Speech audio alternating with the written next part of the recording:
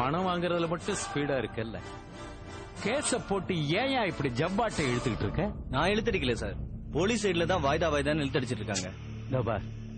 நடக்காத வேலைக்கு காரணம் சொல்றது இந்த லிங்கத்துக்கு பிடிக்காது.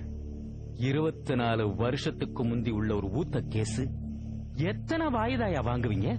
கோர்ட்ல போலீஸ் டிபார்ட்மெண்ட்ட பிரிச்சு மேஞ்சிருக்க வேணாம். அடப்பைய, நீங்க எதுக்கும் டென்ஷன் ஆகாதீங்க சார். இனிமே அவங்க வாய்தா வாங்குறதுக்கு வாய்ப்பே இல்ல. வர்ற புதன்கிழமை நடக்கிற ஹியரிங்ல நீங்க கண்டிப்பா வெளியே வந்துருவீங்க. வெளியில வரணும். அப்படி இல்ல, என்ன பத்தி தெரியும்ல உனக்கு. உனக்கு இறுதி தீர்ப்ப நான் எழுத வேண்டியிருக்கும்.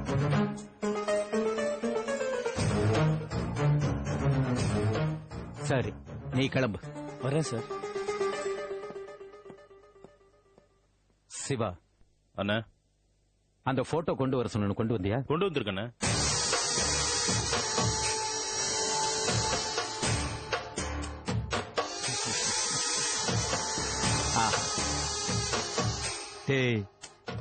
மாம்பழமா மாம்பழம், காஞ்சிபுரம் மாம்பழம், துளசி ஒரு பூமரம் போல்தானடா.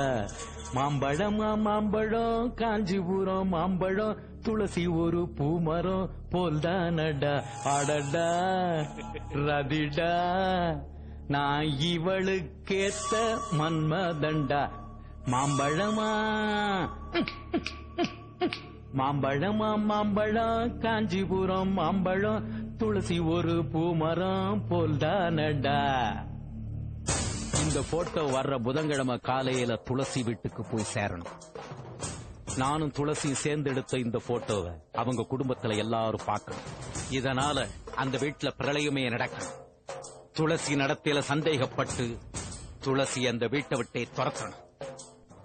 எந்த ஆதரவும் இல்லாம நிக்கிற துளசிய தேசிங்கி ராஜா மாதிரி நான் தூக்கிட்டு போவேன்டா. இந்தா, நான் சொன்னதெல்லாம் நூலு பிடிச்ச மாதிரி கரெக்டா நடக்கணும். புரிஞ்சுதா?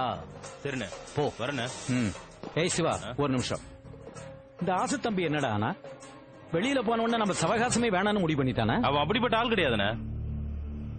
இல்ல சிவா, அவன் ஒதுங்கி போறத பார்த்தா ஏதோ சிக்கல்ல இருக்கான்னு நான் நினைக்கிறேன். நம்ம திட்டத்துல கூட இருந்தவன் ஒதுங்கி போனா அதை விடக்கூடாது. புதன்கிழமை காலையில கோர்ட்டு விட்டு நான் வெளியில வரும்போது ஆசு தம்பி அங்க நிக்கணும். இல்ல கூட இருந்தவன்னு கூட பார்க்க மாட்டேன். என் குணத்தை காட்ட வேண்டியது வரும். சொல்லி வை சஞ்சய். சரிண்ணே, போ. தவர் போட்ட விஷயத்த மறந்துடாத, கரெக்டா பண்ணு. இப்ப போன உடனே கொரியர்ல அனுப்பிச்சிடுறேன். போ.